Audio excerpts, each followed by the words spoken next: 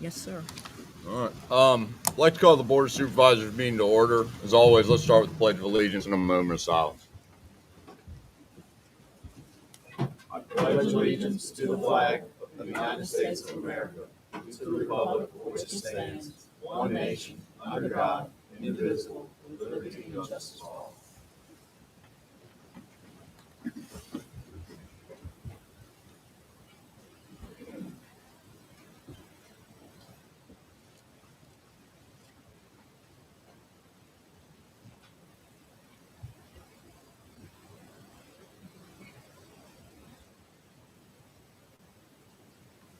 All right. Thank you. We do have a quorum. We do need to adopt an agenda. Anything to add to the agenda this evening?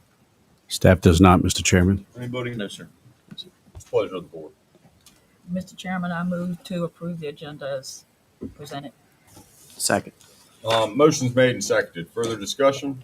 Hearing none, all in favor signify by saying aye. Aye. Opposed, same sign. As always, we like to start with just general public comment. Anybody have any general public comment?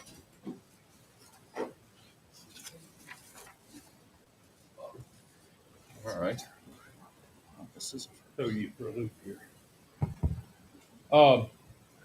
Senate Bill 1237. Identify yourself, please. Chuck Jackson. Thank you. Madison. Senate Bill 1237 will be before the Senate Judiciary Committee. We're thinking probably Monday morning, 8:00 a.m. in Richmond, which means we'll be convoying out of here about 5:30 to get there.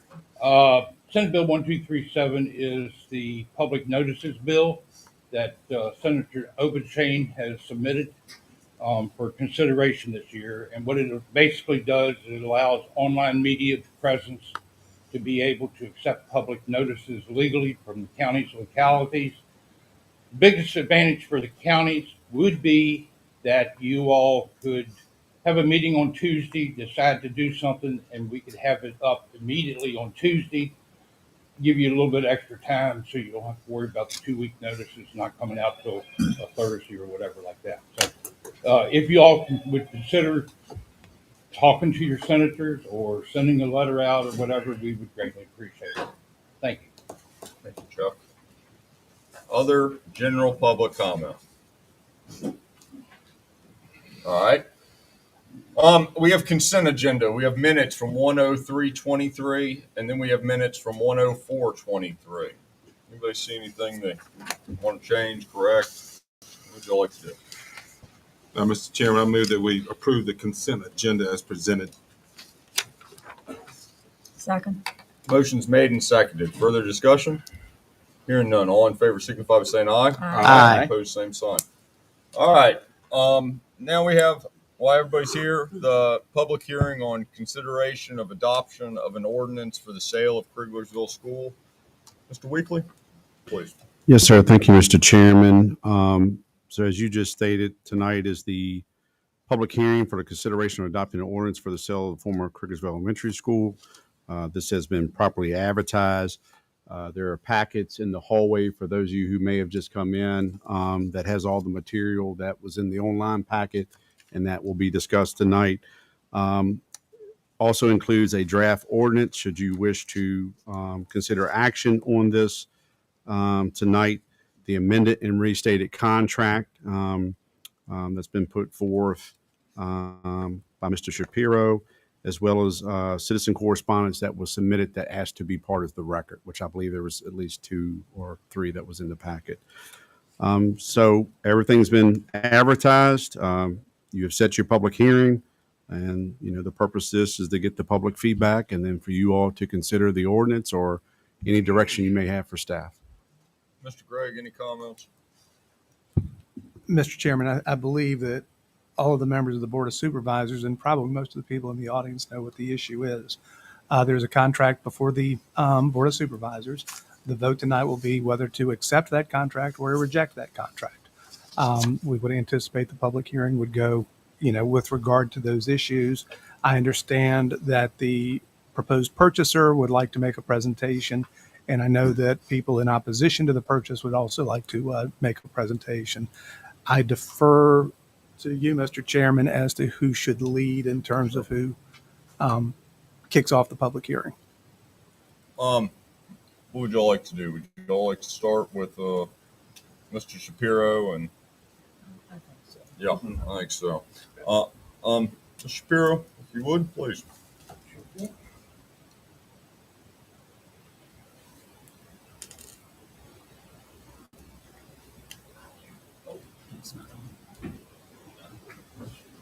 Hi there. You'd think by now I'd know how to do that. Well, good to see everybody tonight for, I guess, the probably 10th and final installment of this Madison County mini-series. It's great to be with you and it's great to talk with y'all. Uh, as I've said from the beginning, I believe very strongly in the potential and vitality of Madison County. And I believe very strongly in the development potential of Cricklersville Elementary. And I remain very excited to join the Cricklersville community. I think, as we all know, events have not transpired in the way we initially anticipated when our conversation started. Now, I think truly a year in the past. I think it was actually, this is the anniversary of the first meeting where we spoke. I know that because I was wearing my winter jacket then and I'm wearing my winter jacket now. I think a lot of questions have been asked over the course of this process. Many of them good, some of them not quite as good. But I am here once again to answer whatever questions rise.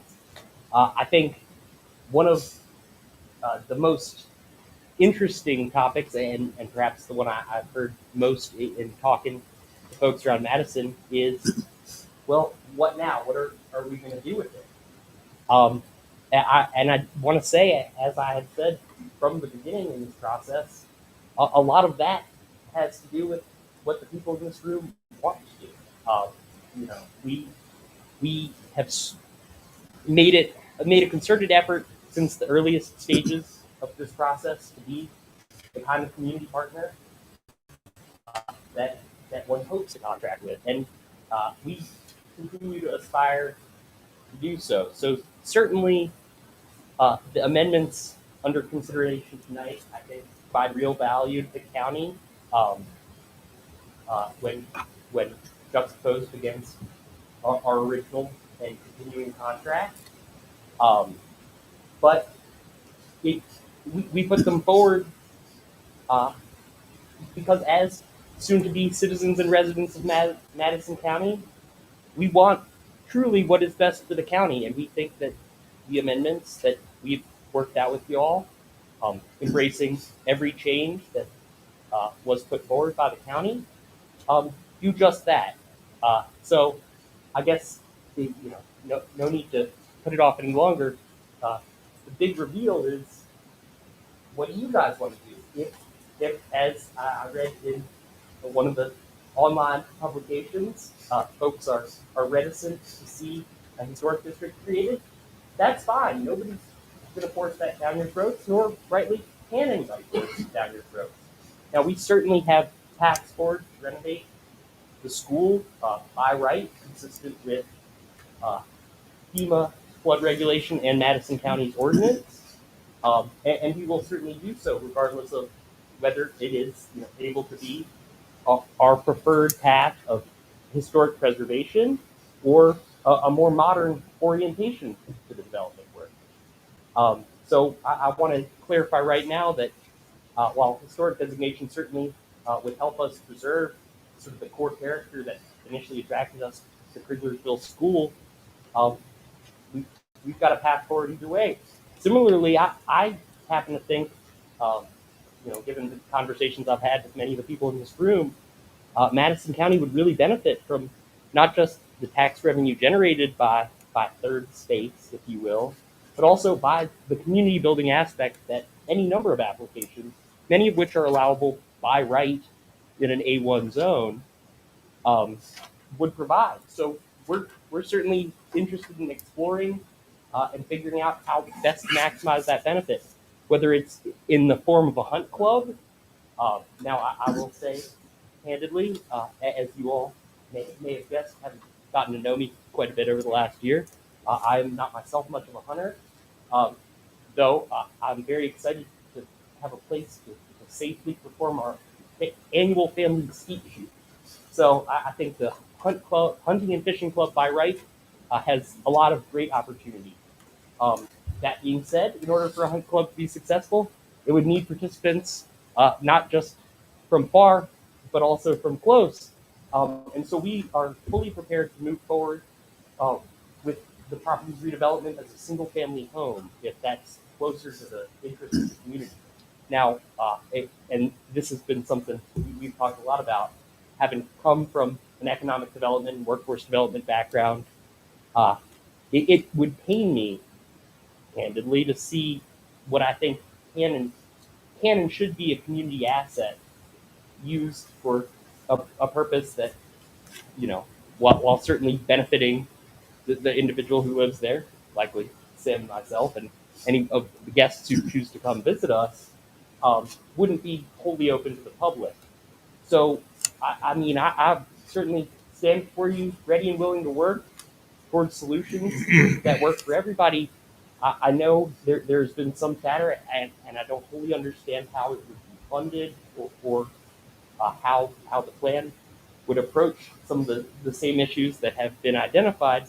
But if truly a community space is desired and folks are willing, I'm very open to put forward the path to do the renovation and to do the planning work necessary. I stand willing and able to offer some sort of lease back.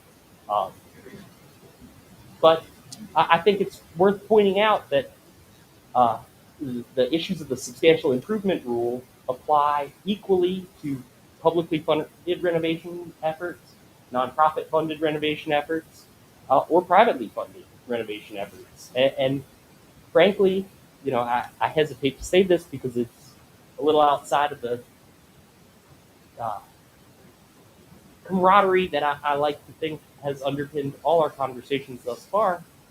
Um, but a lot of the commentary I have seen has been entirely focused on what what a certain organization does not want to see, or who a certain organization does not want to see, and very little of it has been focused on sort of the positive vision of what can and should be accomplished for Kriglersville. I will say I stand before you having invested substantial sums in improving the viability of this development path. Um, and I did so and would do so again and will continue to do so, um, knowing that there is great economic potential in Madison County, knowing that there's a contract that provides security in making that investment, and knowing that Madison County government and residents are the kinds of people that one would like to do business with. So I'm looking forward to having that opportunity in the years to come. Thank you very much. I'm happy to answer any questions as they come up. Thank you, Felix. All right, was there another group that wanted to present, or is that just part of the public hearing, Mr. Gregg? Please. Yes, ma'am.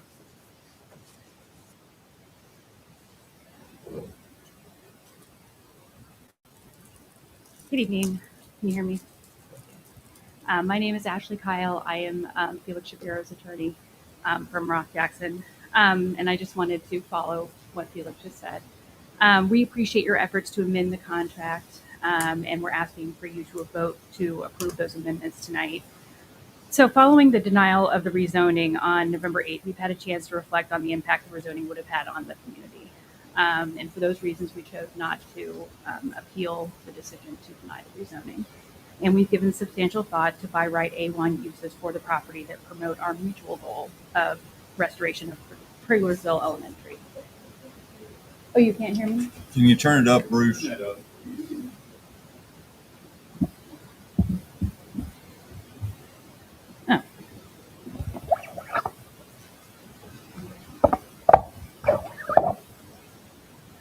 Seems louder. Is that Please. better? Is that better back there? Is it, um, like I said, following the denial of the rezoning application, we gave substantial consideration to the effect that project would have had on the community. For those reasons, we chose not to appeal the decision to deny the rezoning application. And we've given substantial thought to by right A1 uses for the property that would promote our mutual goal of the restoration of the Cricklersville Elementary School. As Mr. Shapiro states, there are several possible uses that he would be considering. He's open to listening to the community. A hunt club is something that comes to mind. It's in close proximity. It's on the water, so as that directly relates to fishing and wildlife. General farming, agriculture, horticulture, dairy, and forestry. Those are A1 uses. As is a farm market, as is a single family home. So these are all things that have been discussed and that Mr. Shapiro is thinking about. Of course, when one does not yet own the property, they're not going to commit to something and spend the money to, run down specifically what the best use would be. But in order to answer the public concern and the Board of Supervisors questions, these are the uses that would be considered. As for the amended contract, we believe that the contract amendments that you and Mr. Shapiro have negotiated over the last few weeks would benefit the county in two very important ways. First, the county will retain a perpetual easement over the museum portion, ensuring the museum's continued operation. Second, the county has an option under the amended contract, not an obligation, as under the current contract, to repurchase the property from Mr. Shapiro should he not obtain a certificate of occupancy within 4 years. Both of these are concessions that Mr. Shapiro has made that benefit the county. And like the current contract, Mr. Shapiro must commence rehabilitation of the school structure within a certain time. In fact, as he stated earlier, through his due diligence efforts, he's already spent over $40,000 on studies and plans for rehabilitation. He is clearly committed to rehabilitating this property. We believe that closing under the amended contract is in the best interest of all parties, yet we are prepared to enforce the current contract if these amendments are not adopted tonight. The current contract is valid, and we remain ready, willing, and able to close pursuant to it. I'd like to acknowledge the January 17th letter from the Robinson Rose Community Alliance. The first thing I would like to point out is that we're aware that at least one signatory of the January 17th letter did not give his consent to add his signature to it. The implication of that is, of course, that there could be others whose signatures are electronically affixed to it that did not necessarily consent to having them affixed. Mr. Shapiro has given considerable thought to the restoration and best use for the property and is confident that there are multiple paths forward. He is a young, energetic, passionate, and committed to the rehabilitation effort. If anyone is going to make it happen, it is him. The location of I'd like to talk just for a second about FEMA, and the January 17th letter raised some very valid concerns about the floodplain. The location of the floodplain and the FEMA substantial improvement rule are certainly challenges. However, they are not barriers to restoration. And they are challenges to anyone rehabilitating the structure. Just as Mr. Shapiro said, they would be challenges to a public entity rehabilitating it, a private entity rehabilitating it, or a nonprofit rehabilitating it. They must be contended with. And you have someone here who has invested money, time, and energy on starting a plan upon which to determine the best way to contend with those FEMA regulations. Just a quick technical word about the FEMA substantial improvement rule. We do not need the historic designation to satisfy the rule. The 50% threshold covers certain improvements, but it doesn't cover other improvements. Some things are exempt from it. For example, hard costs like hardware, windows, doors, reshingling, bathroom tiling, all that stuff is absolutely 100% included in the threshold and must be counted. However, there are things like plans and specifications, survey costs, permit fees, other things that are excluded from it. So it's not, every single cost of improvement all in counts towards that 50% threshold. That's just not true. Also, the biggest thing too, the most important exemption is costs for correcting certain health, sanitary, and safety code violations. Those are exempt. Costs to correct what would be a code violation found by an inspector, that those are all exempt from the FEMA substantial improvement rule. Also, placing a new flooring system above the FEMA designated floor plan and relocating service equipment upstairs removes us from the FEMA substantial improvement rule, and that's something that Mr. Shapiro has looked into. The ceilings of the school structure are very high, and so that's very fortunate because that means you can raise the floor above the above the floodplain and be exempt from the 50% substantial improvement rule. Now, this could be costly, and you want to say something? Okay. But that is something that we're looking into, and then if that were to be done, then then the FEMA substantial improvement rule wouldn't apply to this project. So to close, Mr. Shapiro is committed to restoring Kriglersville Elementary. You definitely saw something in this person, and although there were issues with the rezoning plan as it was, this is the person that will make something happen to this property. We believe that the contract amendments are the best way to move forward and achieve our mutual goal of restoration of Kriglersville Elementary. Thank you.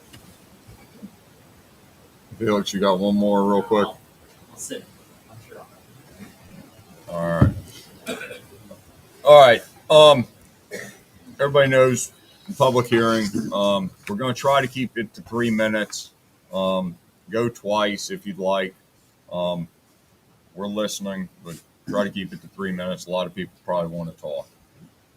Anybody have anything to say from up here? I'd like to open the public hearing. Who would like to go first? Please come to the microphone and say who you are and try to keep it 3 minutes. Right. Yes, sir. So my name is Reynold Dawkins Taylor, and I wanted to thank you for the opportunity to make a few comments about this new contract that Mr. Shapiro submitted. And although they appear very similar on the surface, there is a profound difference between the two contracts, and I'm referring specifically to the rehabilitation clause and the restrictive covenants. In the original contract, the rehabilitation clause required Mr. Shapiro to start rehabilitation of the primary structure existing on the property within 12 months and to get a certificate of occupancy. The new contract does not require Mr. Shapiro to get a certificate of occupancy on the existing primary structure. If you sell this school, Mr. Shapiro, the very next day, he can start tearing down the school building. Yes, you have a restrictive clause that says he has to start rehabilitation of the primary structure with 13 months, but there is zero penalty if he does nothing at all. If he doesn't comply with that restrictive covenant, there is no cost to Mr. Shapiro. So this is a critical distinction because it changes the scope and hope of the contract. Under the old contract, you had teeth on your restrictive covenant to sort of force Mr. Shapiro to rebuild the school building. Under this contract, there is no teeth. Mr. Shapiro can tear down that building tomorrow, not worry about the requirement to start. The building won't exist in 13 months. He can't refurbish something that doesn't exist.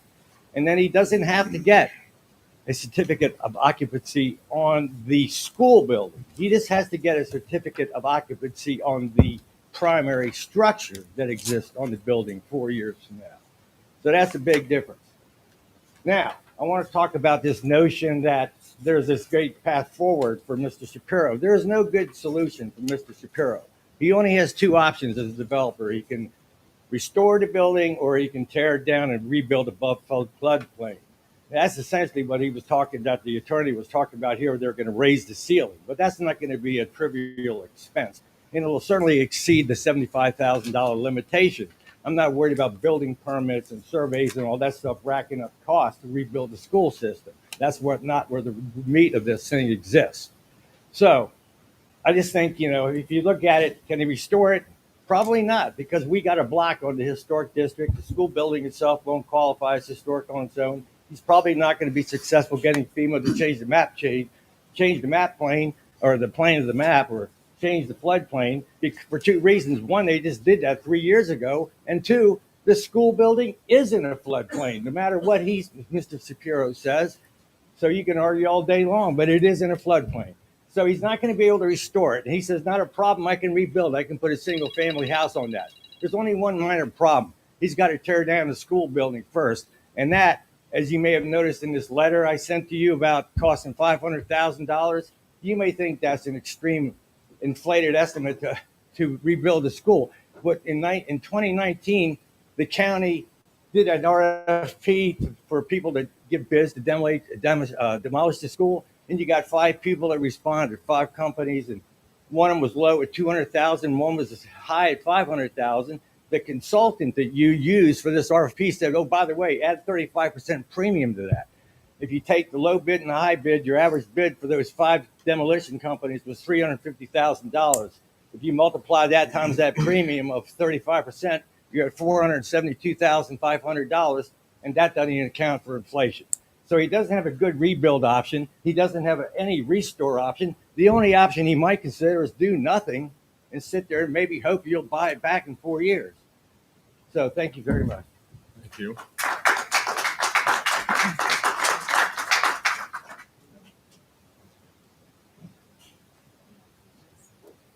And just why don't we hear all the public comment, and then if you'd like, you would have an opportunity to respond. All right. Who's next? Anybody else?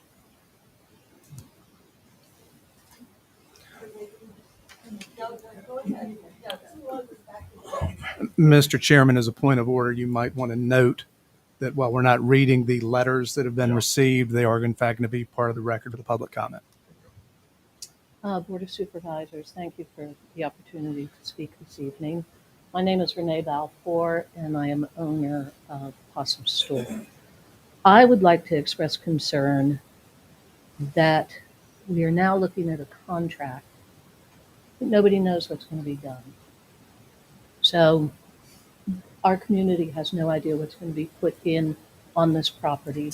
There are no proffers in place. I hear talk of a hunt club. Don't know what that means. A little bit concerned about that. Where we initially were shown very detailed plans, now there's nothing. That to me is very concerning, that this property is going to be sold with no obvious intention of what's going to happen there. We've heard rumors that there's going to be a winery there, and after extensive research, we understand the difficulties and the possibilities of very problematic issues regarding that on a number of levels.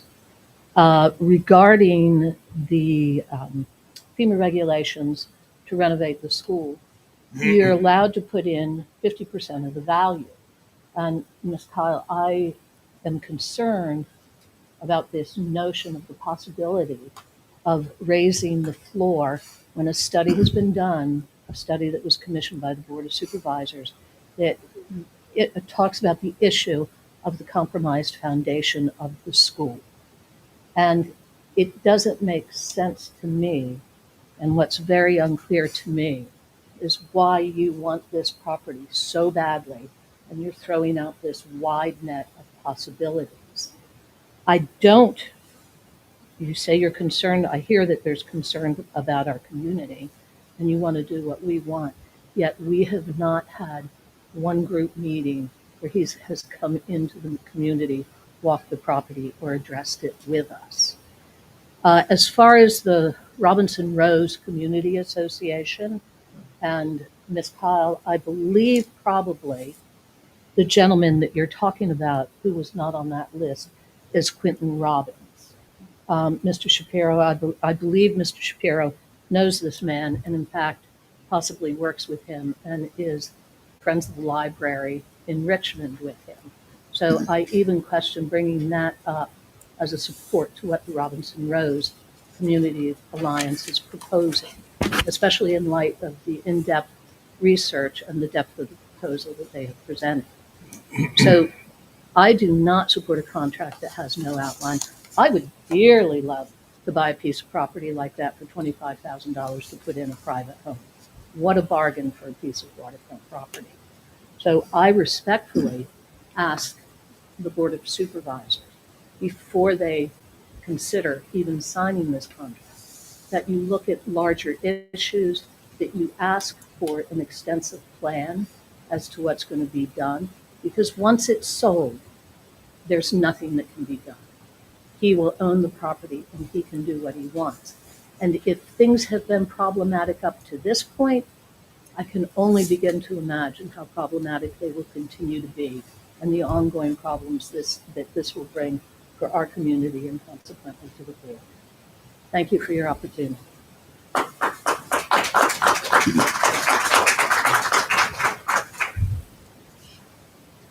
All right.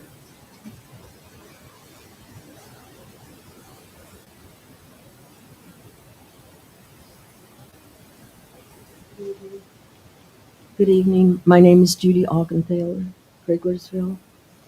I wasn't going to speak unless I felt, but before I begin, I'd like to just address a few comments that Mr. Shapiro made really quickly, and they're kind of out of order, but he commented that he's a community partner. However, he's never had a meeting with anybody in the community. He never contacted anybody in the community about historic designation. And I feel like there's been a sleight of hand deceptions going on in terms of what's not being said. So I don't consider Mr. Shapiro a community partner at all.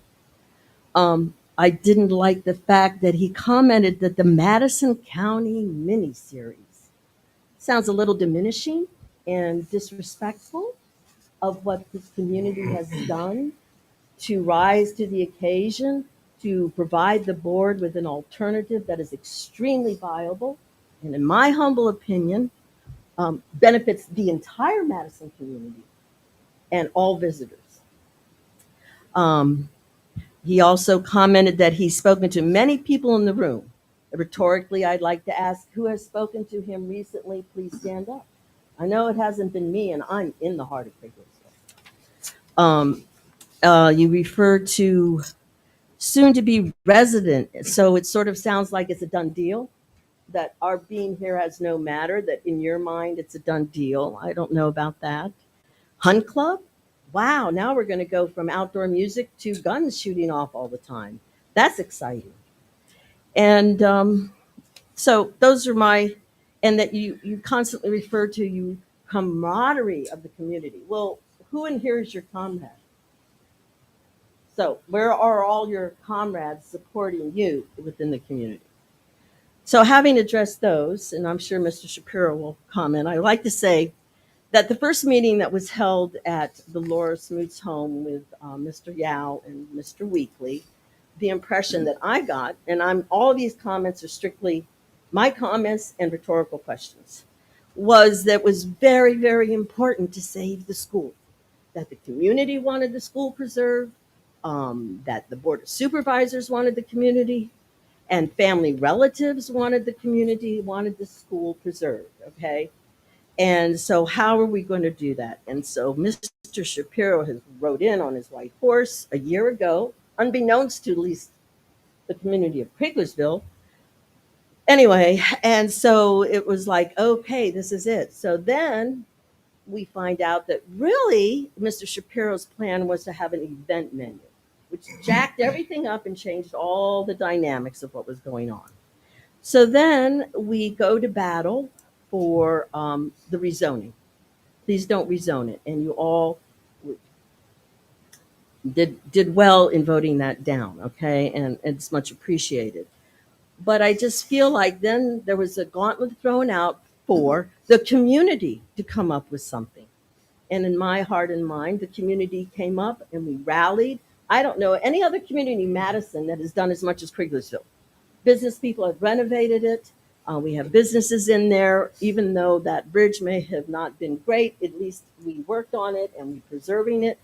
Everybody can't be, and now we have come in spite of this one person that you're trying to undermine the whole process with to support, and we have a viable plan. All it takes is some support, okay? And this would be a building that would be open to everybody and it would serve everybody. And it has endless growth and the buildings. Okay, that's all I have to say. So we rose to the challenge. Now it appears that that really isn't important. What's important is that there's a young man here, a young entrepreneur, businessman, who, in my opinion, does not like being told no and is furious that this has not gone his way. Do I personally think, and is the chatter, the scutterbutt that I'm hearing about this gentleman, I don't see where all this camaraderie and love is. Okay. So perhaps the entire negotiation process of the sale of this property has somewhat been flawed from the first discussion by Mr. Shapiro to come in here and, turn this, what do you call it, boil on the county into this fabulous. Well, in my opinion, if it's too good to be true, it's too good to be true. So as my professional background is all ethics. So from the beginning, I've had a problem. For me, ethics have been some questionable line. Because the scuttlebutt I'm hearing is Mr. Shapiro from the beginning has been going around the community telling everybody this is a done deal. Yeah, sold. Not a problem. Even after the zoning, this is a done deal. So if it's a done deal, where's due process? Where is the number one thing where we have fair and equitable treatment? And I have to say this because it's nagged on me from the beginning. The first meeting that was at 1:00 in the evening, Mr. Webb was here, and unfortunately he's not here tonight. The camaraderie between Mr. Webb and Mr. Shapiro and the lawyer and his girlfriend was so amazing. It was like I almost wanted to bring him cocktails because they were fraternizing. Mr. Webb never once came out into our community and asked us anything or has ever asked us anything about anything. Okay. So, perceived ethics are as important as foundational ethics. You're at 6 minutes. Okay. All right. So I just want to say that I do not necessarily agree that there's been fair and equal treatment as is in number 1 code of ethics by the Board of Supervisors. So Mr. Shapiro expressing to community members that this is a done deal makes me realize that maybe everything hasn't been ethical. I don't know. I'm just a old woman who lives in Craiglisville. And now I see it sort of the threat. I heard it from the lawyer. So you guys don't give us what we want. We're going to go ahead and, I guess sue you for not fulfilling the first contract. Does this sound a little like a threat? I don't know. So anyway, that's all I have to say. And I want to thank you all for all the time and the commitment that you put into this. And I hope that you understand that the Craiglisville community is committed to the school, as was the initial reason for selling it to Mr. Shapiro. Thank you very much. You have a good evening.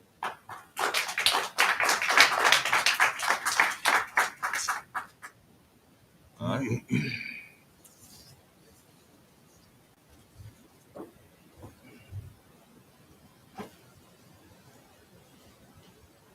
You can use that one too, either one. Yeah, absolutely.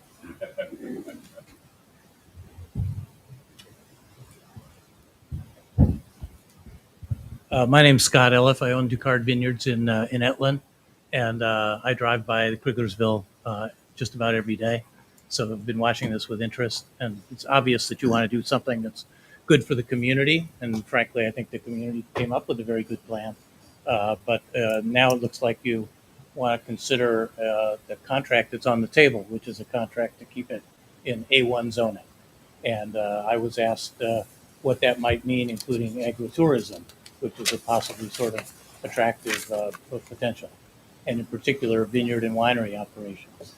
I've worked with a lot of people looking at their sites to see whether they were viable for grapes in a winery. We teach a class in this, and I've looked at this site, and I'll tell you unequivocally that this would be a failed site for vineyard. It's rich bottomland topsoil, which is exactly the opposite of what you want for a vineyard. It's in a floodplain, so subject to periodic flooding. Grapes don't like wet feet, so it's terrible from that standpoint. Wouldn't be successful. It's small and has shading, so you don't get the maximum sun intercept that you need to have ripe grapes. If you don't have ripe grapes, you don't have good wine, so it's a failure from that standpoint.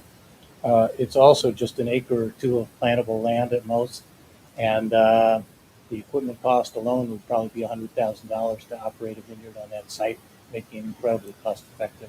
ineffective. Um, It's also, of course, has a lot of proximity to local schools and a church, and that'd probably be problematical because you spray. That's a reality of life in farming, and you spray in the morning and in the evening when the wind is low, and that's when people are home. So that's a loud, high-pressure sprayer. So I'm pretty sure the community wouldn't like that either, as an aspect of it. Um, Getting it in place would take about 5 years, possibly 10 years of continuing investment before you actually had a possibility to make some wine and get a profit on it. So it's a really long run proposition. Yes, I did it. We'll have a different discussion on whether that was a good idea or not. But it's definitely not something that you just come up with one day and say, I know it's A1 and it's agricultural and agritourism, and so why don't we just do this? It doesn't make any sense at all. It wouldn't be practical. There's also a little bit of a tricky aspect to this thing here, in that you think, well, you've got to have some grapevines on there. It wouldn't qualify for actually tightening the regulations for the state so that you have to either be a significant size vineyard or a significant size winery to have a farm winery license. And if you do have a farm winery license, yes, it does allow you to do pretty much unlimited events, which is exactly what the community doesn't want to see. So it's tricky because there have been a lot of loopholes in the law, and you'll see around the state some wineries that aren't really vineyards and wineries at all. If you drive in there, there's not any grapes. So there are ways around it under current law that mean that you wouldn't have any agritourism value to speak of, but you would simply have an event venue there. And that seems to me to be the worst of all worlds on that. Doesn't create any jobs, doesn't have anything related to agriculture. It's just a backdoor way of getting an event venue which you've already not wanted to have. So none of that makes really very much sense to me. I'd just be clear, we're not, in our industry, we're not afraid of competition. We actually welcome new people for the most part, but we want to welcome people who are going to do it right and who have a chance to be successful. And this wouldn't be successful. I can't see any possibility for it. I have no idea whether it's even a serious part of what they want to do. I just know that it would be by right under A1. And so it's something you got to think about. As one of the other speakers said, it doesn't make any sense for you to approve a contract for something that's not well defined, not well thought out, and would highly likely be a failure. And then you have that on your hands, or you'd have to take the property back in the future and do this all over again.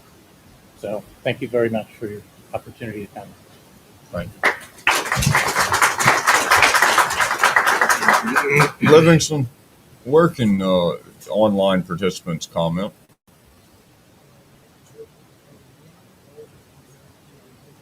I'm on the go to meeting, and it's saying that it's going to join here in a minute. It says that we are waiting to join. Mrs. Gary would like to comment.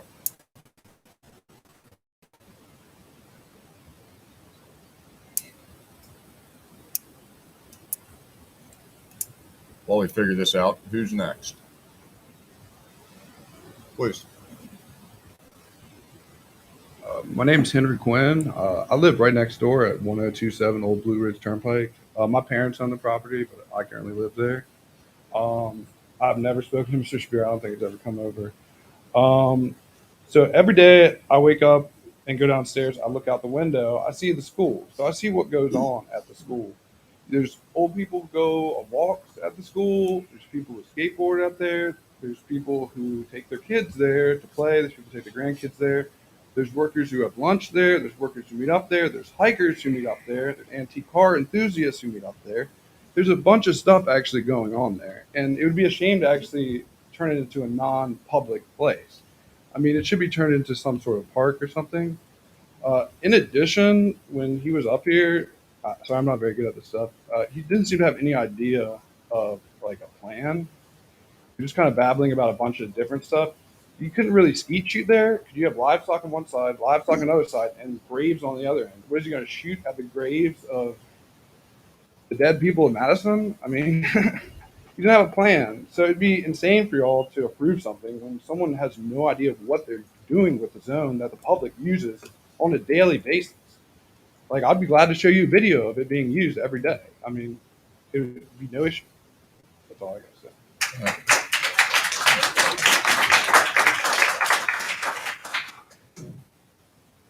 Livingston, you figuring it out? All right. Who'd like to go next? Ma'am, please.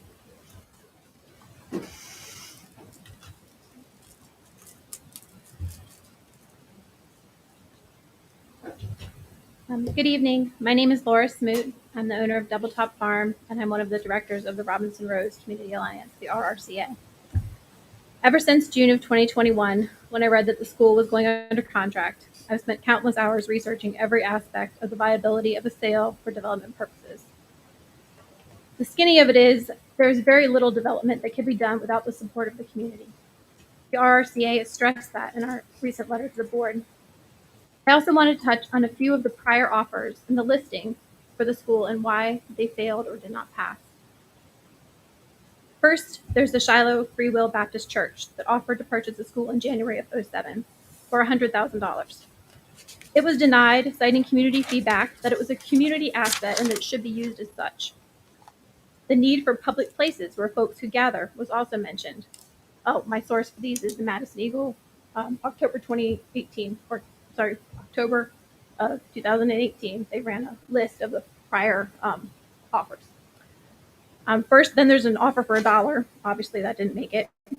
Third, there's an offer for $167,000 that was received in August of '07 from the Craftsman Group, which was a historic restoration and preservation company who sought to use the building for the restoration work and antique storage. The offer was unanimously denied by the board. Then the school was listed on MLS in '08 and again in '09 for the assessed value of $854,000. The county did not receive one bid. Then there was an offer from Kent Higginbotham for $5,000.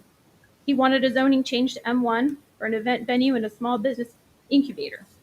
The Planning Commission member Mike Fisher, and I quote here from the Madison Eagle article, urged caution since the way it was presented, supervisors would almost have to bypass the zoning. He said down the line, doing so may set a precedent.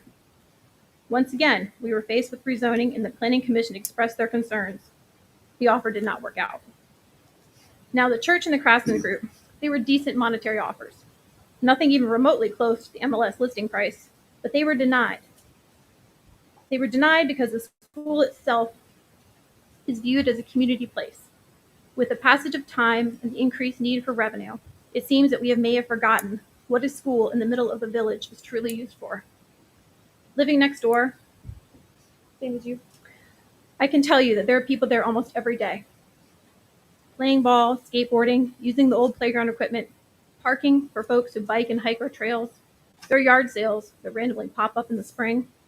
The fact is the school property is still used by the community. Please do not give this school away to a developer for $25,000. Go the RFP route, consider what the community would like. We look forward to when this space can be beautiful and turned into what has always been meant to be, a gathering place for all of us.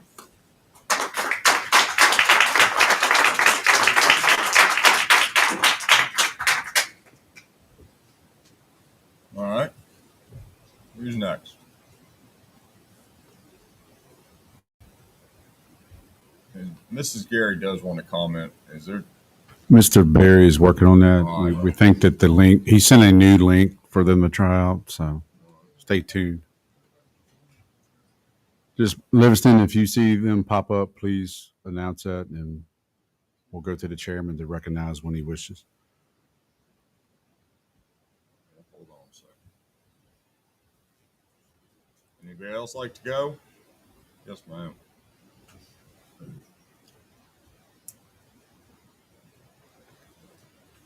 My name is Louisa Bear. My family has been in the Syria Valley ever since the late 1800s, and I am not in agreement with this development. I agree with the lady who went before me that a school is a center for a community, and that should be respected and honored in that tradition. And if this board chooses to do something else, it's against a lot of people who live there, and it doesn't make sense. Anyway, thank you again for that consideration.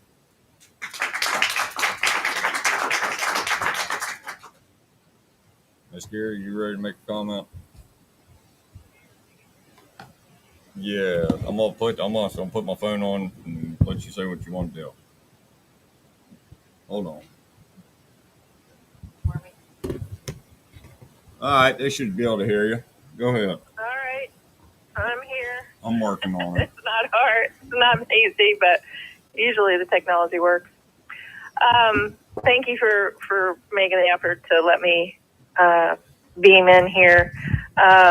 You certainly heard a lot from me and from the community at large. I know you've received a lot of letters.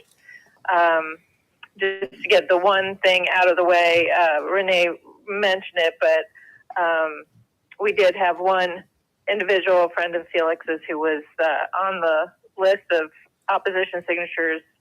As you know from my correspondence with him, that was immediately removed when we were made aware of it, and it came in on a day when we got over 100 emails pertaining to this matter, and so it was just an honest mistake, and I took the initiative to go through all of those emails after I heard that had happened, and I vetted it, and there were no other misattributions. So Miss Ashley's comments on that is not really relevant to the show of support here. So, you know, I think our letter was pretty clear, and I know that you've all read it, and I appreciate the conversations we've had regarding those. You know, in his comments, Felix has talked about, you know, benefits to the county, but I've never heard him be clear as to what those benefits might be.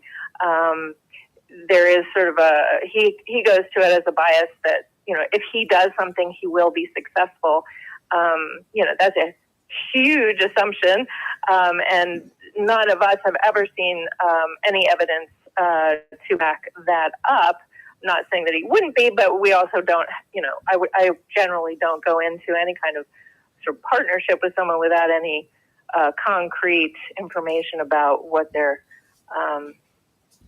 capable of. And certainly we have people on our team who do this kind of work all the time for public properties that are being sold to private entities or being renovated by private entities. And there is a standard of requirement that have to meet that is, you know, necessary for them to even be considered for a contract like this. And none of that standard hasn't even come close to being met here. You know, as others have said, there was a plan, and then there was another plan, and now we're at, you know, it's whatever you want to do with it. Could be this, could be that. That's not a plan. So I back up my neighbors who have pointed that out. They've said, you know, they've addressed our issues about the historic designation, but also said that they don't need the community. And I think our point is, you do need the community.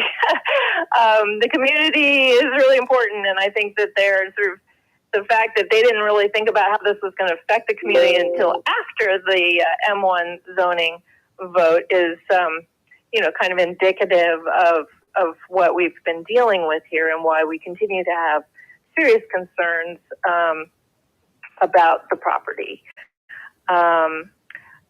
You know, as Judy said, we have, as a community, I don't think you could have a group of people who better understand the property than we do. We all have full-time lives and jobs and things going on, and we have invested a significant amount of time individually and collectively since August, when this really came onto our radar of what was happening, to understand these. And we have also had quite a few people give great deal of thought to what the potential of that site could be. And, you know, while it's taken a long time legitimately for the community to engage in this, I think that there's now an opportunity. I think we have a significant, I mean, by significant, I mean hundreds of people who are committed to finding a path forward for the county that will in fact support, really truly be a benefit for the citizens of our valley of Kriglersville and the entire community. I mean, the entire county, because where this property sits and the reason there was a school there to begin with is that it's in a critical location that really serves the northern part of the county. And there are very few, if any, there's nothing sort of community oriented like that. There's no sort of Hoover Ridge for this part of the county. There's no community center for the county. There's no, there are very few places that are public properties that can realistically be repurposed for these kinds of things. So we really appreciate that the board has been willing to consider the community's opinion here. You have listened to us where the Mr. Shapiro and his colleagues have not, and we trust that you will do the right thing by your citizens and the people who have shown up to take this matter very seriously. So thank you, and I hope that others who are there, many of whom are not used to public speaking, will still get up and give their perspectives, because I have actually talked to many people in our valley and elsewhere, have a lot of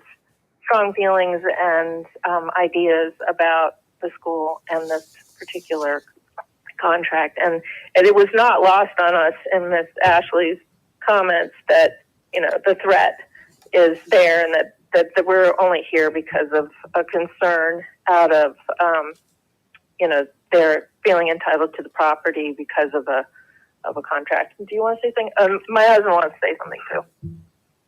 Thank you. This is Bill Geary. On the point with the threat from Ashley, just to be clear, our counsel for the community filed an extensive letter in November, which documented a legal basis why the contract expired back in September. That was a flawed contract. I've spoken to that very point with the problematic way that was developed. But in any event, there was a 90-day closure period from a contract that was entered in June. It expired in September. I mean, it's been out for 4 months. There's no way that allegation that the contract has somehow magically continued to apply is completely contrary to Virginia law and cases that were cited by our counsel, Bill Baldwin, who's very familiar with Mr. Shapiro in litigation and some of the other actions he's taken that have failed.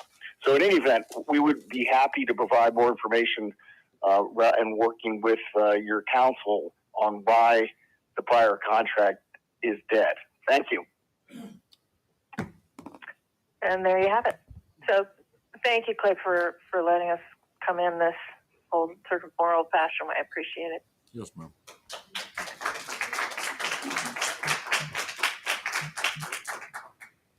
Mr. Chairman, point of Yes, purpose. sir. Mr. Berry, did you say the link should be? We did reset the GoTo meeting. It should be functioning now. I was able to access it, but if anyone still has any problems, there is my number on the links page itself. Thank you. All right. Other comments? Anybody? Yes, ma'am.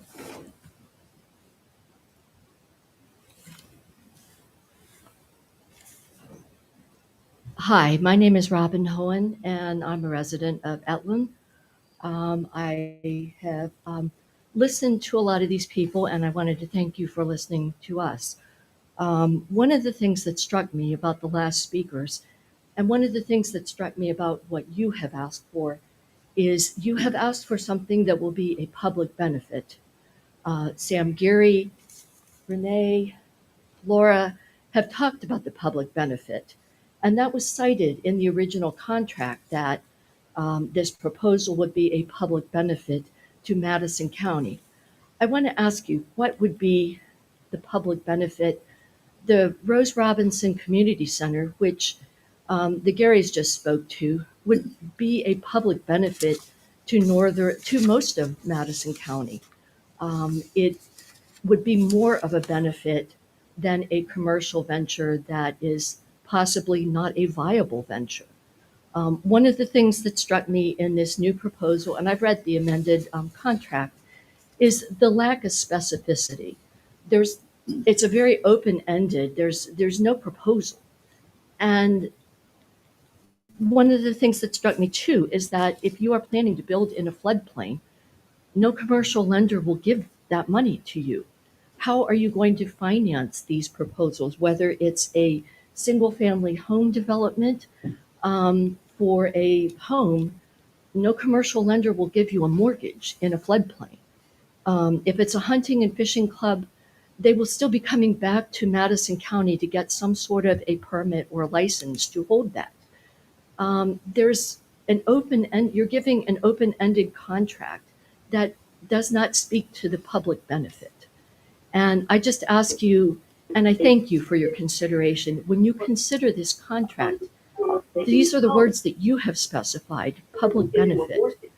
I ask you to consider the public benefit with a request for proposals, an RFP in the future that would be submitted by the RRCA. Thank you for letting me speak. Thank you.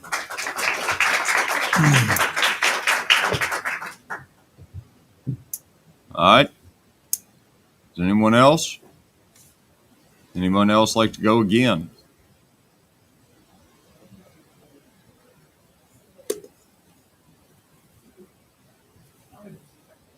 Yeah, come back up.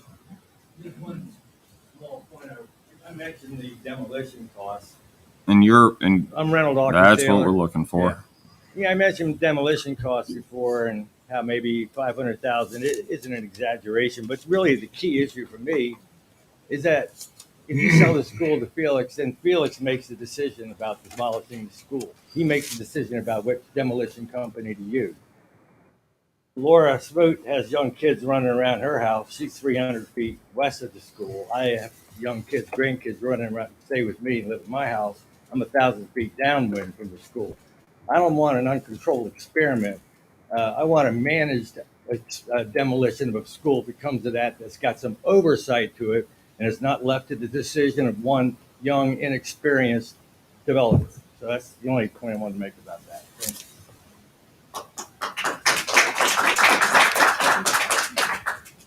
All right. Other public comment?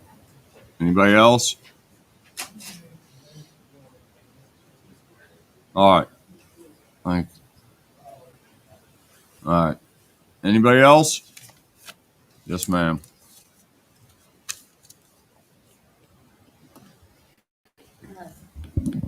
Just a brief comment. Your name one more time. Mr. Shapiro. Ma'am, your name again? Oh, I apologize. Renee Balfour. Mr. Shapiro has said that he cares about our community and is concerned about our community and what we want. I think it's very clear what the community wants.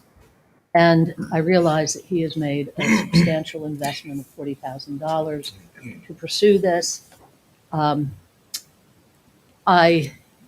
is a decision that he made to try and move forward with this investment. I would respectfully like to ask Mr. Shapiro if he cares about this community, that he withdraw the contract, that he let the Board of Supervisors get on with important business, that he allow the community to submit a proposal that we feel is very viable and very supportive of the county at large. I ask him to cut his losses and move on to something that he will be supported in doing. The threat of legal action is truly unfortunate and not something that I feel would be made if you really cared about the community that you're talking about caring about. Thank you.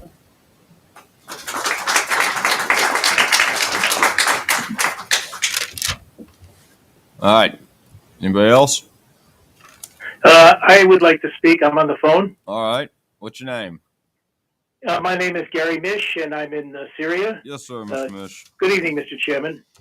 As far as legal action goes, that's one of the great American sports, and I think if it weren't threatened, I think it would be a surprise. So I think we can put that aside for now.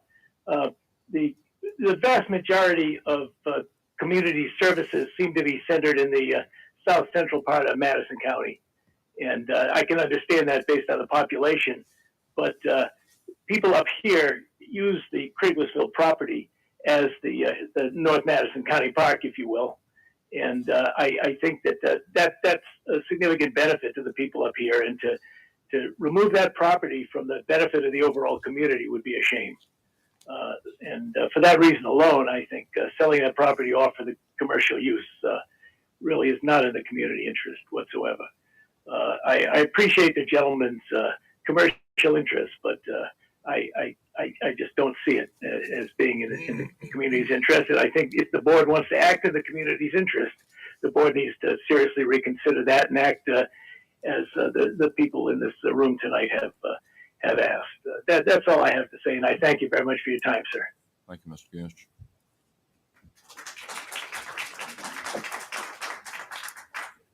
All right. Anybody else? Yes, ma'am.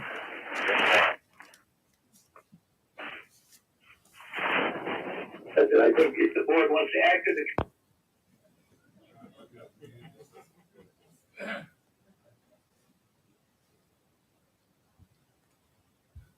My name is Bonnie Dixon. I live on the other side of the river in Cricklersville. My concern for tonight was that this whole process would be detrimental to community if we didn't acknowledge the good points of what everybody is trying to accomplish. And I think that in a way, Mr. Shapiro has been a positive influence because he has been a catalyst for bringing this community spirit forward and people putting a lot of thought into how it could be a true community asset. In contrast to what I have experienced in that location with a past business that caused me a great deal of frustration and physical fear. And this is quite a change, and I am glad to see it. Thank you all.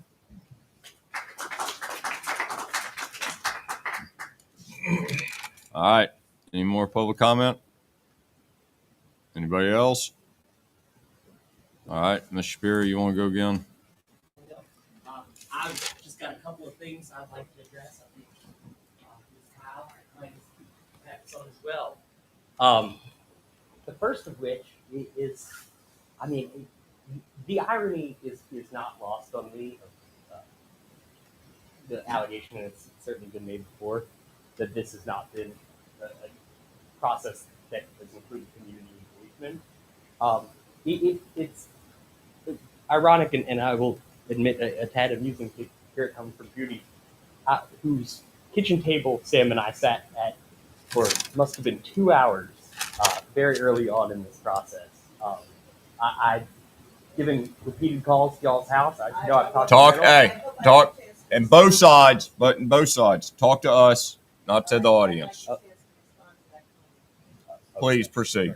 Well, and as we sit in a room where I sat with many of you very early on in the zoning process and talked extensively, it has been said that I do not have a plan. Even in those earliest conversations that we had, I made it very clear that regardless of whether or not the zoning application was successful, it was my intent to purchase the property. And I think I even brought up potentially using it as a single-family home in the absence of the zoning we requested. So, to a certain extent, we've all been on the same page about the decisions we were making together from a very early stage. I want to address, I think Renee brought up some structural concerns about the building. First of all, they clearly will not impact our ability to put in a raised floor.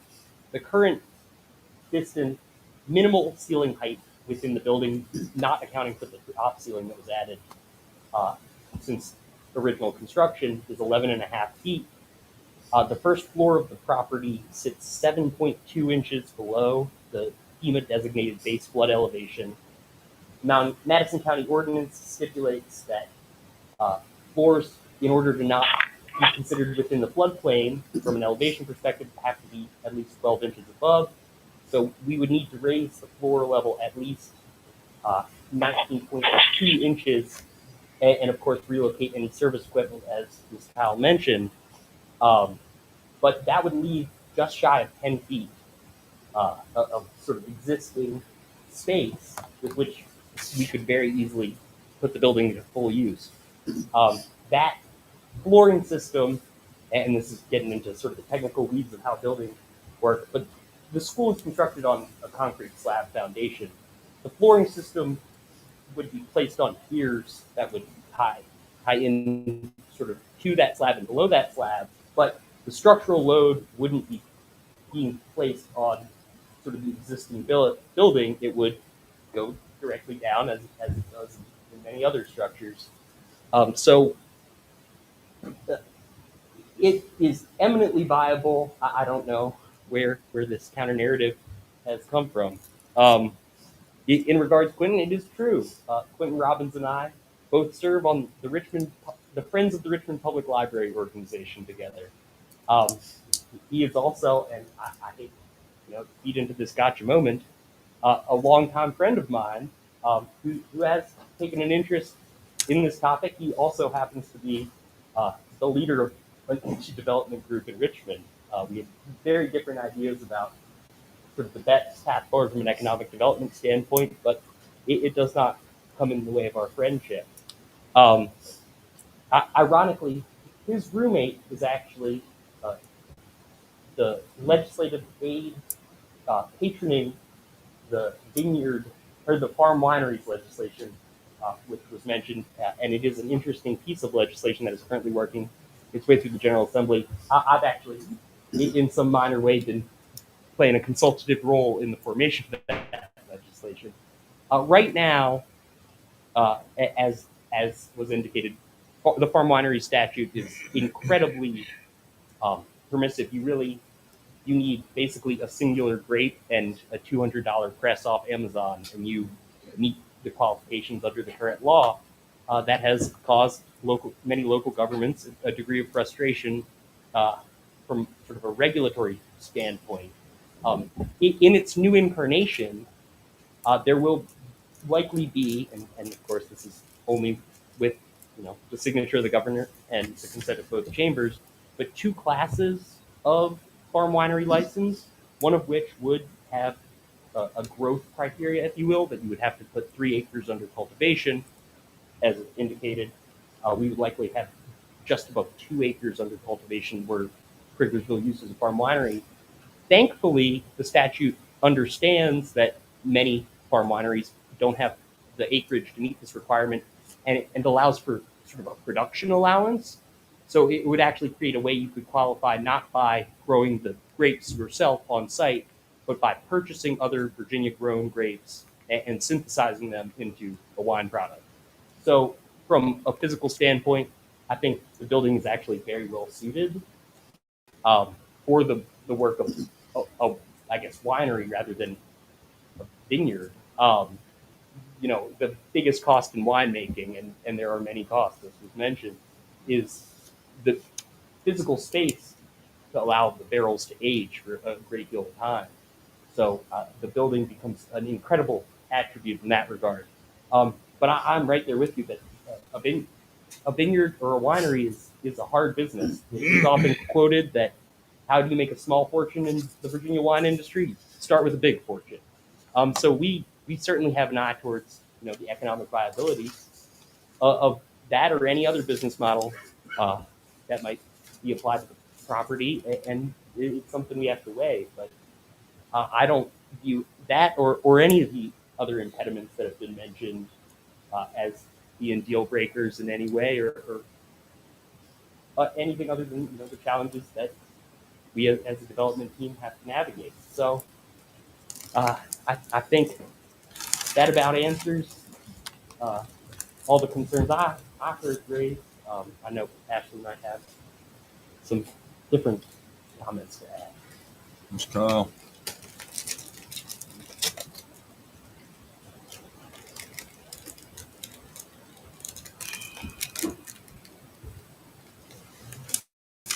Hi, again, Ashley Kyle, Mr. Shapiro's attorney. Um, there are three things I wanted to address that came up tonight. The first being, we are not trying to circumvent anything. The property is zoned A1. It has been for a while. We are not asking for a change. We're going to work within the perimeters of an A1 zoning use. Someone mentioned an event venue. You need 10 acres in A1 for an event venue. We're not trying to do that, to be clear. Two, contractually, the first speaker commented comparing the restrictive covenant on rehabilitation between the first and the second, or the current contract with the amendment. Felix, under the amended contract, is still obligated to commence rehabilitation. So that's just not true. That the amended contract uses that covenant. This is a covenant that will be, upon sale, will be recorded in the land records and will be fully enforceable against Mr. Shapiro should he not commence rehabilitation. So that's not accurate. And then, although Mr. Gary expresses a contrary position, we stand by our position that the current contract is valid, and for the record, we remain ready, willing, and able to close pursuant to it. Thank you. All right. This is Bill Gary. Ashley, why do you think the first contract No. Mr. Gary, we're not doing question and answer. It is to the Board of Supervisors, not to the audience or anybody else. To the Board of Supervisors. If you have public comment, make it to us. Okay. Do you have a public comment? Okay, he has a public comment. I have a public comment to the board, and that is, did the first contract back in June, was counsel for Mr. Shapiro directly working with non-lawyers and circumventing the county attorney, which would raise serious ethical concerns that you have a lawyer that is basically wrote a contract that was approved, and she went around and did not directly provide that contract to the county attorney, which is a fundamental obligation of her ethical obligations. Can you comment on how that contract was agreed to and signed without having the county attorney review it? I can answer that. The contract was reviewed both by the county, certain members of the Board of Supervisors, and by me. So yeah, the contract was negotiated between the parties and between their respective counsel. All right. Who just said that? We couldn't Sean see. Gregg. That's interesting.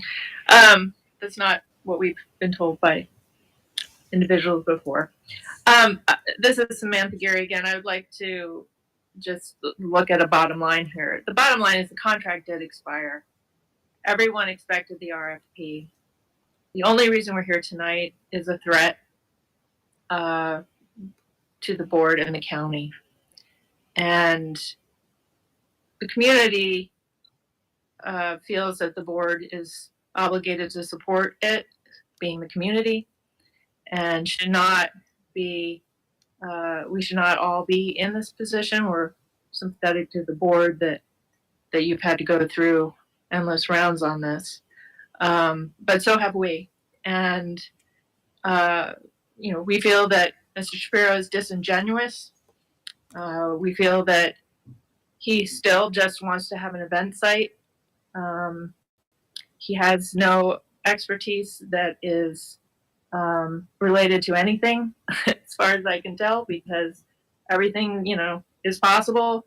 And yet, even back when we were still talking about a hospitality venue, I asked him directly, are you really, that excited about hospitality? And that, no, I mean, you sort of, yeah, sort of, but it's not, there's no there. So, we're really, I think as a community, we're really just tired of trying to state what we see as the obvious, is that this is a bad deal for the community. It's a bad deal for Criglersville. It's a bad deal for the county. And we know that collectively we can do better and we can do more. And we can check all the boxes of, making a current public asset that's been dormant and is in disrepair into a vibrant public asset that really does serve this county. And I think that's the county as a government entity's obligation to its citizens. That's all. Other public comment? Yes, ma'am.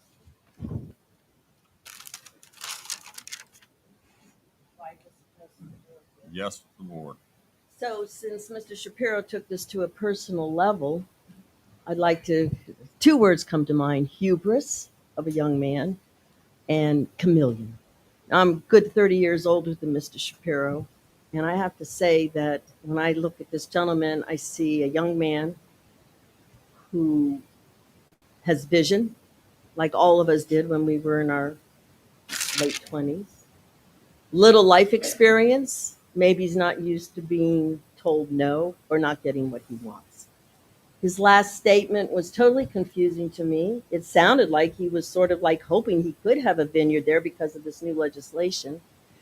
When he speaks, he never really says anything. It's sort of like, he's saying what we think we want to hear, but not really saying it. As far as our first communication, that I had with Mr. Shapiro, was when the first article came out of the Madison Eagle. Hey, this great young entrepreneur is going to turn this into this and this.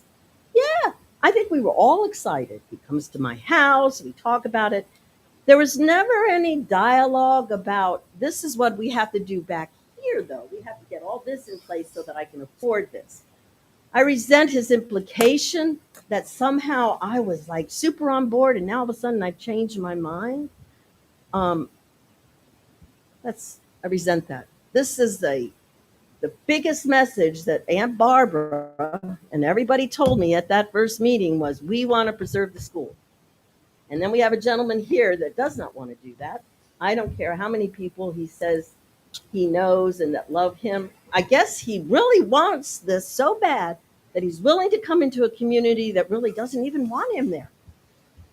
And I think that what our Rose River Community Alliance has is a vision, a long-term vision that can go on way past when all of you are gone, when I'm gone, and our next generation is there. If you can just go with the vision and trust the community and trust the people and all the work we've done, versus a young man who's got a good lawyer, they're all young, all I can think of is you.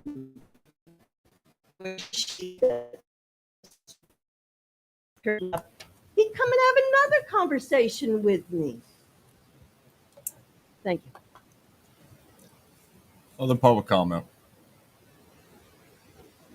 We have one. Oh, all right.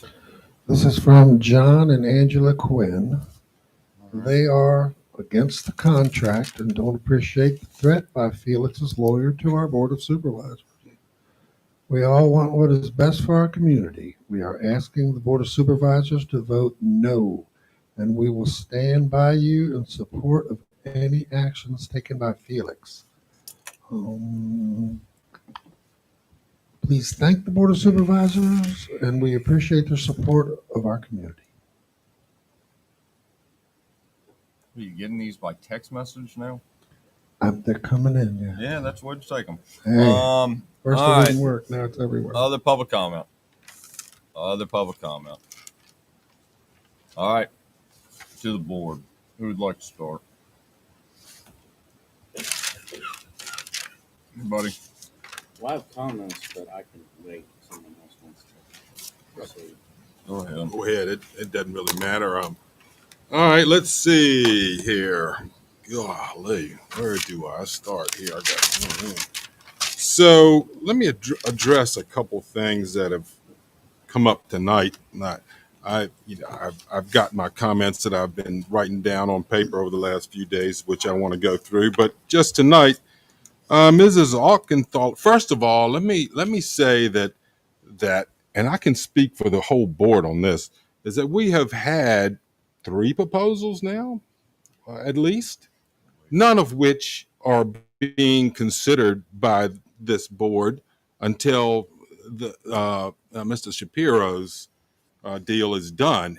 And if we were to be considering the proposal tonight on the Rose River proposal, I would be a no. There's so much stuff missing out of that. It's some good ideas, just like Mr. Shapiro had, but did it check the boxes? Absolutely not. I would be a no, but that's not what we're talking about tonight. Mrs. Auchenthaler, she says, our plan will take support. I shudder to think what that support might be. Would that support, are you talking about county support for a community center? She's also dissing on Ligon Webb, who is our planner, and I've got to defend that. Prior to Ligon Webb coming on board with us 3 years ago now, 3 years ago, all we ever heard was no, no, no out of their zoning office for the most part. And the citizens of Madison were sick and tired of it. We got Ligon in here, and what he tries to do is be cordial, understand what a developer or a person wants to subdivide, what are they're trying to do, and work through the issues. And the process, when we were going through the possible rezoning, we had proffers, okay? You all have, it's been mentioned a couple times tonight that the plan is not part of the contract. The plan has never been part of the contract. Proffers, we had the plan, which was presented by Mr. Shapiro. The plan had proffers to it. That was what would drive that, okay, not the contract. The contract is not the place to put the plan. That's page 1.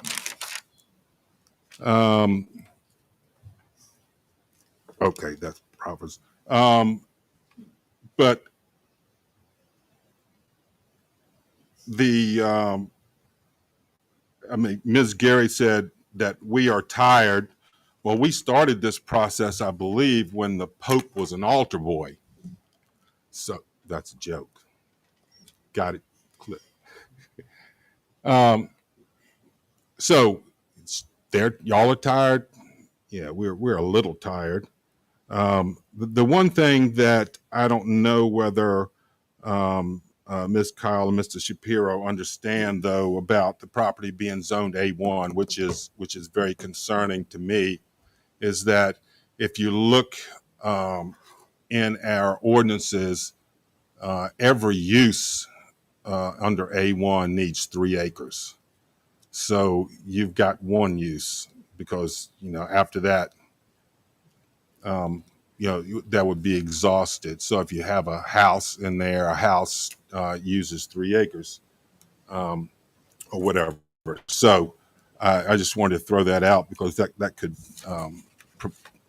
propose to some problems.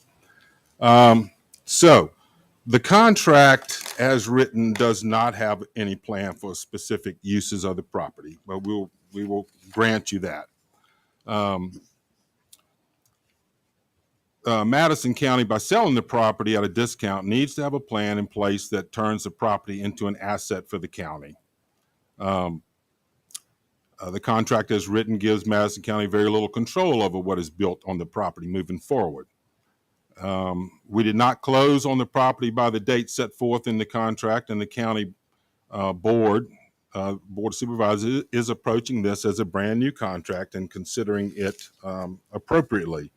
Now, understand, the Crigglesville School evokes fond memories and feelings for many people in the county, especially the alumni. Madison County has sought a purchaser for the property for several years. Everybody knows that, as has been said tonight. So the site currently does serve the county, housing the museum and serving as a polling place. So we've got those two things going. And also it's a playground. Its playground and proximity to the river make its parking lot a component of Madison's recreational opportunities. There's no question about that.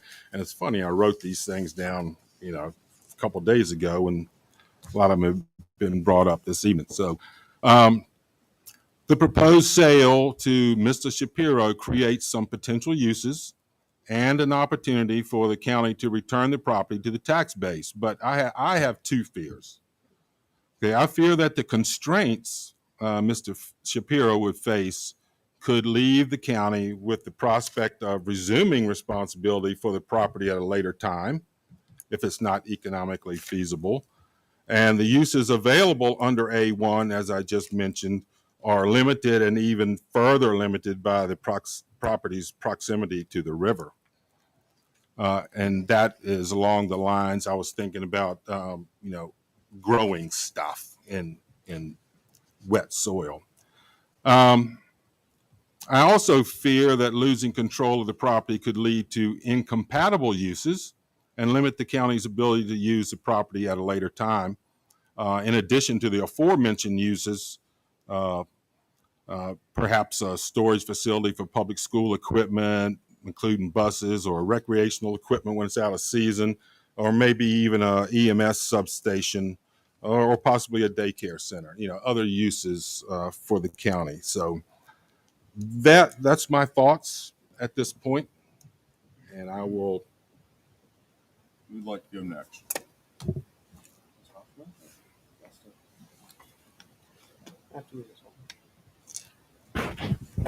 Well, I've sat here, heard the same thing that we've heard 2 or 3 times now. Some of you have openly criticized Mr. Shapiro. You've openly criticized the board. You've questioned his ethics. You've questioned our ethics. And that's not appreciated.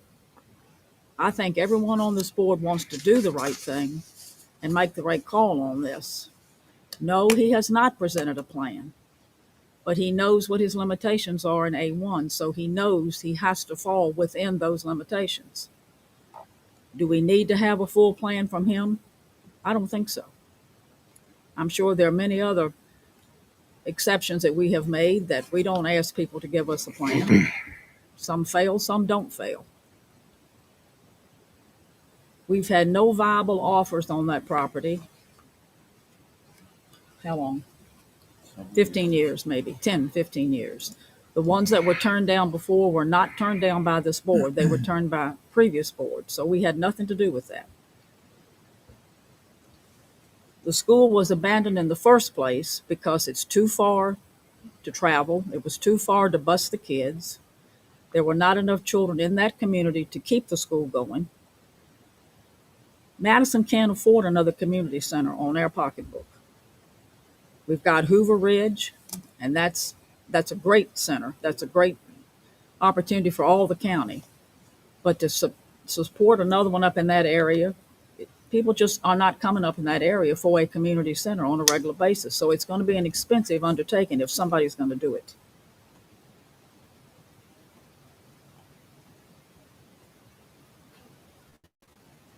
Other schools have been turned into apartment houses, and that's not can't be done in this zoning. I realize that.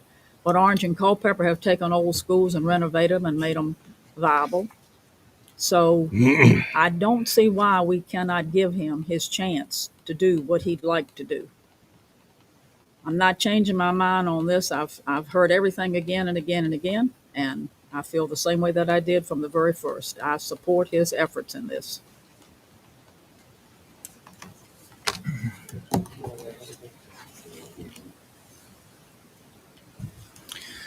All right, Mr. Chairman, I have a few points to address, some specific to the contract, aforementioned contracts, and also some other reservations that I have regarding the property. I will start off by commending Mr. Shapiro and expressing appreciation that he did have the initiative to put forth a proposal when there have been proposals lacking. The original contract that we had approved was based upon a plan to renovate that building and put in the boutique hotel and some other features. And I feel like that with the limitations that are on that property currently, I think that we have mitigated his chances of success in any such undertaking, and I believe that would be applicable to any other group. And I'm going to say for the record and address directly Mr. Shapiro and the group from Criglersville that I have received those proposals. They've been sent to me, and I have not read a single word of them, and I have not conferred with anyone in Criglersville simply because we are in the middle of a contract negotiation with a single party. Now, as far as personalities and whatnot, they're of no concern to me. This is county business, and we have to try to keep an objective viewpoint. One of the concerns I have that has been alluded back to the previous contract, that was predicated on a plan that was, as I had mentioned, that was going to develop it into a hotel. That plan has since changed. It appears that it's changed again tonight by Mr. Shapiro's public comments. So I'm loath to agree with any challenge to that. Of course, that would be out of our hands. That would be in the court's hands if there is litigation pursued. In addition to that, I had some other real concerns, one of which I've spoken extensively with our attorney, Mr. Gregg, this past week. Something that has bothered me from the start is just losing control over that building that houses the museum and the voting precinct. I'm worried that even if we convey the property with easements, that there is a potential to have conflict in the future, whether it be construction or operations of whatever facility would put in place that may interfere with particularly voting, which is something that I absolutely want the county to stay away from. We have an obligation to provide fair and free voting. We went through that issue with the Graves Mill voting precinct earlier last year. Also, in talking to EMS, I think that there's some long-range considerations for going to a distributed satellite structure in EMS services. That would include a north facility and a south facility. The north facility obviously would be in the Criglersville area. The Criglersville property does have the back part that would support the construction of such a satellite site for EMS. If in 5 to 7 years we were to decide to do that, and that's not a guarantee, and we sell this property, then we're going to have to buy property. And if we can find it, we're going to pay quite a bit of money for it. So I'm looking at some of the things that really I have a concern with. I think the Board of Supervisors, and this, I'm new to the board, so is Mr. Dawson. I've not been part of the history of what's happened with the Criglersville School. But I think that this current board really needs to sit down and evaluate this property and what we need to do with it. And that might be soliciting additional RFPs.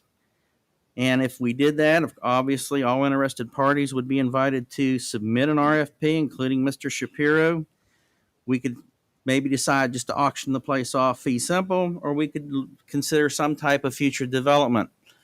The issue with doing that at this point in time is that the board is 1 week away from starting its 3-month budget season, which I will tell you is going to be very challenging this year. So we do not have the time nor the ability to address Criglersville probably until this summer.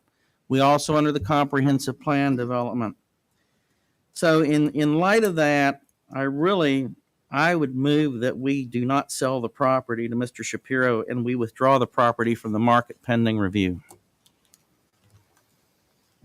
Is there a second? I'll second. All right. That was a motion. All right, motion's made and seconded. Further discussion? I got a couple comments. I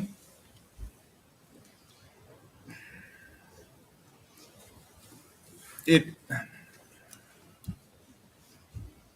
Mrs. Dixon said it best, is that this has actually brought all of Criglersville together. That's a positive about this. And I remember the previous business that you're speaking about and you standing on top of a lawnmower trying to get away from it. There's been other offers. Mr. Smoot offered $10K on the phone to me. That's $3,333 an acre for the backfield, basically. That's less than Mr. Shapiro. Mr. Beto, he offered $27K. He's going to turn it over to the Smoots. No plan. But those were offers. I haven't looked at it in a while. The Rose River plan. Looked at it briefly when we got it. It's got some good ideas. Would I vote for it? Absolutely not. The same standards in which you all have insisted on for the sale to Mr. Shapiro, everybody gets held to. It's just what it is. I don't like that I've heard multiple personal attacks on him. I think that makes Madison County look ugly. It's not the right way to go about doing this. We've all talked about sitting up here, and people have won, people have lost, diversifying the tax base. Need revenue. Mr. Jewett down there talking about the budget. It's going to be bad. Really, really bad. Coming off of COVID, where we've got existing and lots of funding coming in from the state and the feds. It's going to be a rough year. We talk about diversifying the tax base. Every business that comes to Madison, I never hear any public say anything positive about it. Every business, from areas that are densely or do have other businesses, it's going to ruin that neighborhood too. Just a little bit different. Heard about the ethics. I don't really care for that. Heck, I called Miss Gary on my own phone. He's taking text messages. We didn't hold anybody to 3 minutes. I mean, good Lord. Everybody gets to say their piece. I am concerned about the viability of this project. I think Mr. Shapiro has been fairly genuine in his assertion that he is going to renovate the school if he gets it. I don't see him tearing it down. We've got communications with Mr. Wilkes saying that, yes, you can build in a floodplain. You just have to bring everything up to code compliance. I think there's some economic problems with that, especially in this, and especially with the retained A1 usage.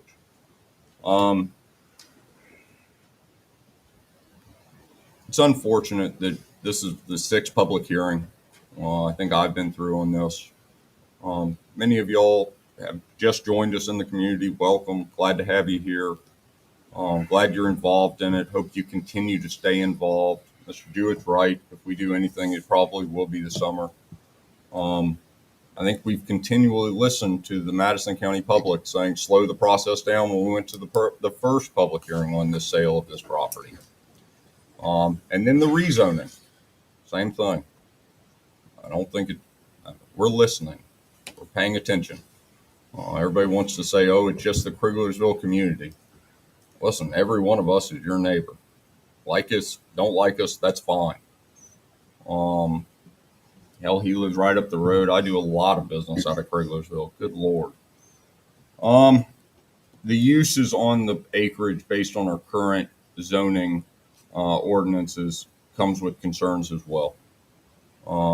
I think that's a challenge to Mr. Shapiro or anybody else that was to get the property, and to work with the community to come up with something that is viable. I did like the comment tonight that he is going to be shooting at graves.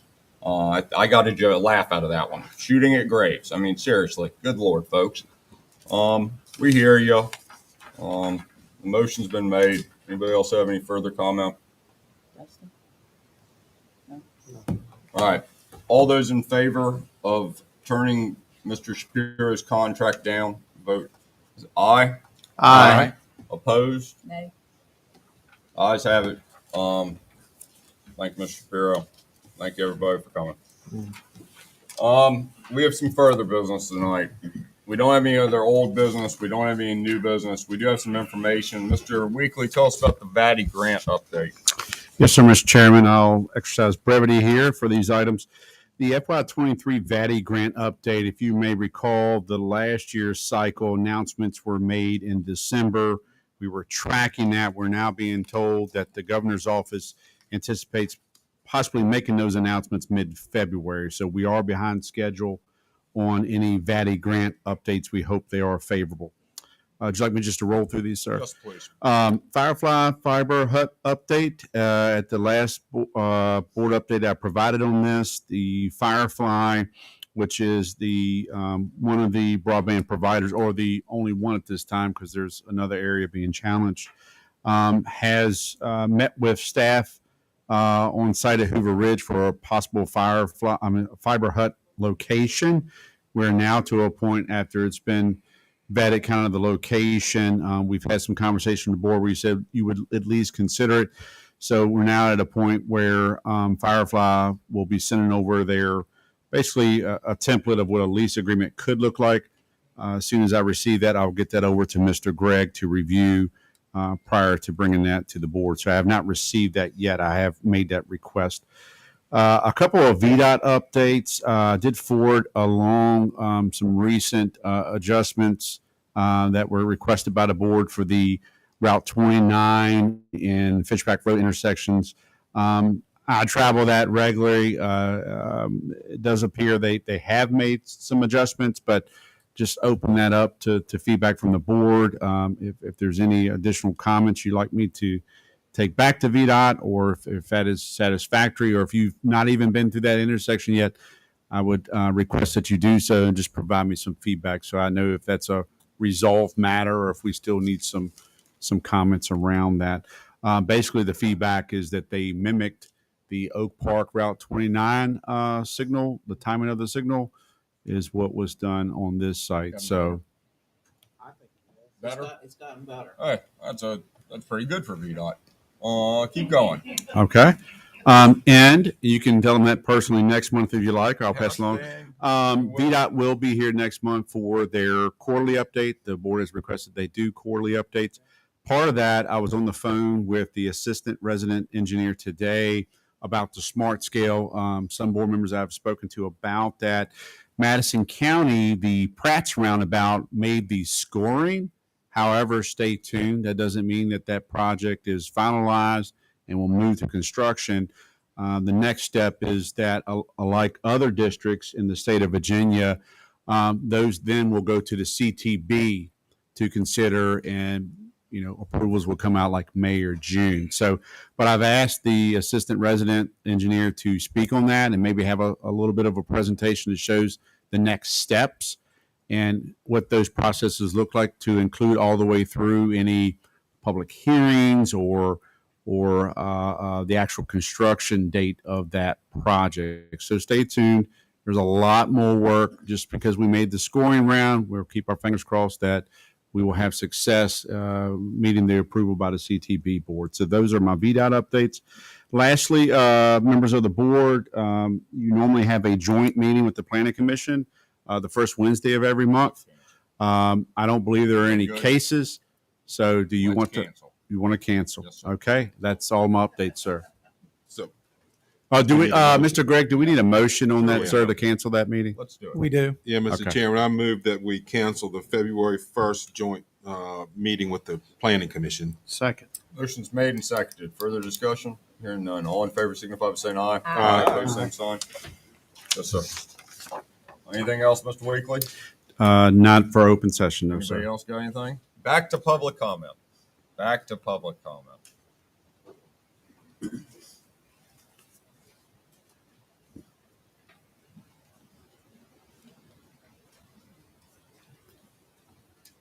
Good evening, all. I was not going to get up and speak tonight. I thought this meeting would go a lot longer, but it hasn't, so that's probably a good thing. I just want to bring up a different topic that Jonathan and I have been speaking about, and Brian Daniels as well, and that's about our elderly tax program for our. Excuse me, sir. Can you identify yourself? I'm sorry, Kevin McCaney, Madison. We have an elderly tax program right now through the county that's a deferment program, and anyone that qualifies through having lower income assets, that sort of thing, can qualify for a tax deferment. And that tax deferment continues on as long as you qualify, but as soon as you don't qualify, or as soon as you may die and pass that, whatever assets you have onto your family, that tax deferment rolls back on them, and they're now responsible, or you are responsible for paying that. All of our surrounding counties have a tax relief program. And so all the other counties have it where once you're in that program, you are relieved of that burden, not have the potential for it to roll back on you. And so Brian Daniels put together a list of the other counties and how they do that program, and whether it's sort of a sliding scale or just an actual, flat amount that qualifies you or does not qualify you for the program. So I hope that, and I got a email from Jonathan tonight. Hopefully, I'd just like to see this on the agenda next month to start considering as we're going through this tough budget process. We understand that our elderly really are in tough positions, that are really the truly, affected elderly people who don't have the ability to pay taxes. I may not be able to be here next month. I'll be coming out of the hospital from knee replacement surgery at the time, so nothing major, but I won't be here. But just wanted to try to make sure that can get on the agenda and that we can look out for the most important part of our community, the people who've been here and we want to take care of in their elderly years. We'll all be there one day. We may not qualify, but we'll all be there one day. So anyway, thanks for your consideration. Thank you, Kevin. All right, other public comment. We do have closed session tonight. Thank you all for being here. Yeah, Mr. Chairman, I move that the board convene in a closed session pursuant to Virginia Code Sections 2.2-3711A1 for personnel, 2.2-3711A7 for consultation with legal counsel and briefings by staff members or consultants pertaining to actual or probable litigation, and 2.2-3711A29 for discussion of the award of a public contract. Second. Motion's made and seconded. Further discussion? Hearing none. All in favor signify by saying aye. Aye. Opposed, same sign. We'll take a couple seconds.